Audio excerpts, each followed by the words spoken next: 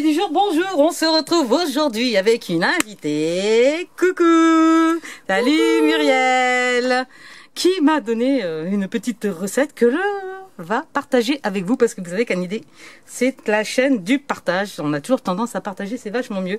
Et donc elle m'a amené sa petite idée. Qu'est-ce qu'on va faire aujourd'hui, Muriel? Eh ben, on va faire du vinaigre en gel. Génial. À quoi ça sert? Alors, le vinaigre, c'est un détartrant, mais ça coule relativement vite sur les parois, notamment dans une salle de bain, sur les faïences, sur les douches, dans les douches et voilà. tout ça. C'est vrai que vous prenez votre vinaigre, vous aspergez, tout coule. Voilà. Ça fait des coulures. Donc là, quand c'est pas un efficace. petit peu plus épais en gel, ça va permettre d'adhérer et puis que ça coule.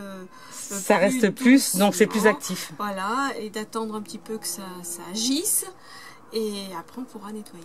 Rien de tel qu'un bon shampoing après 2 heures d'équitation. Mais au moment du rinçage, c'est pas toujours ça.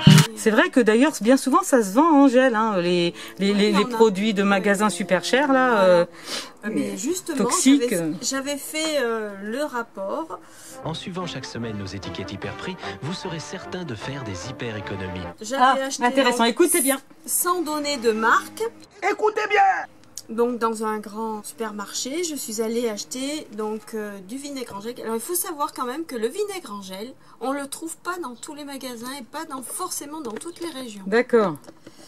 Et donc je l'ai acheté à 2,46 €. Or qu'en le faisant soi-même, le litre, en le faisant soi-même, ça me revient à 0,62 centimes d'euros le litre. Et si vous trouvez moins cher, on vous rembourse la différence avec le sourire. Donc qu'est-ce qu'il nous faut comme ingrédient pour cela? Il faut que du vinaigre. Vinaigre, bien sûr. Et de la fécule. De la fécule. De la fécule de maïs ou de la fécule de pommes de terre. Selon ce que l'on a à la maison surtout.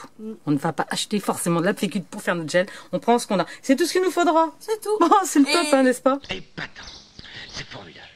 Et la bouilloire pour faire chauffer. La bouilloire pour faire chauffer, un récipient pour faire ces mélanges. Alors par contre, il nous faut aussi quand même un flacon adapté pour pouvoir mettre le gel après. Donc moi, bien sûr, ces gels-là, je n'utilisais pas, donc j'avais pas de ce type de flacon. J'ai réfléchi un peu et on va faire tout de suite notre flacon. Alors c'est 2 tutos en 1 là aujourd'hui. Mais c'est bien, better c'est mieux. Je vais vous montrer comment faire un flacon avec une espèce de bec, tout simplement.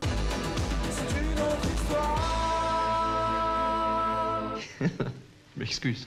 Donc là, la première chose à faire, c'est déjà mesurer mes ingrédients. Tu me disais 10 grammes de fécule. Donc, comme on vous rappelle, fécule de maïs ou fécule de pommes de terre, voilà. Ça n'a aucune importance et incidence. 10 grammes de fécule de maïs. Et au niveau du vinaigre, 25 grammes de vinaigre froid que je verse dans mon pot. Et je vais préparer tout de suite notre quantité que je dois faire chauffer, 200 grammes. Alors j'en fais moins qu'1 litre parce que j'ai qu'un petit flacon. Pendant que je vais faire mon mélange, je vais faire chauffer mon vinaigre. Alors l'astuce toute bête, c'est de faire chauffer son vinaigre dans la bouilloire. En plus elle a des tartes, donc la mienne n'avait pas vraiment besoin d'être détartrée parce que je le fais régulièrement. C'est vraiment une chose qu'il faut faire régulièrement. Je mets en route la machine. Écoutez bien! Et donc là, on reprend notre vinaigre froid pendant que l'autre chauffe. Et nos 10 grammes de fécule, je les mets... Voilà, on les mélange bien. Tiens, je fais travailler les invités, j'adore. Allez Muriel! Oh, c'est malin, hein? C'est seulement pour des lits, en fait. Et voilà. Tout simplement. Je suis content, mais content. Bon là, attention, on reste au-dessus. Hop là, le vinaigre est bouillant. Donc qu'est-ce que je fais? Je verse? Vas-y. Allez, je mets tout. Ouais. Attention de pas te brûler, voilà. On voit que ça commence à s'épaissir un peu. Alors après, chacun fait comme il le sent. C'est-à-dire que il y en a qui veulent plus épais, ils rajouteront un peu plus de fécule. Il y en a, ils trouveront que c'est un peu trop épais, ils rajouteront un peu de vinaigre. Ah oui, donc c'est pas une science au gramme près en fait, ça dépend. Là c'est la quantité que toi tu as base, et que moi qui me convient, qui me. Voilà, c'est la texture que tu avais envie d'obtenir, quoi, tout simplement. Voilà. D'accord. Alors après, Il faut attendre qu'il refroidisse totalement et après on peut rajouter 15 gouttes selon l'odeur que vous avez envie d'avoir.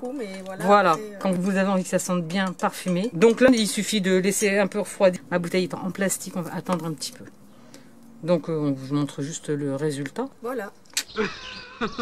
On se retrouve dans la salle de bain pour tester mon gel vinaigre. Ouais, ça fait du gel. Voilà, on va laisser... parce que là, c'est les endroits quand même où il y a du tartre. Donc on va le laisser agir. Et puis après un coup d'éponge. Et puis voilà. Tu auras vu que c'était très facile de faire un détartrant gel vinaigre. Ciao!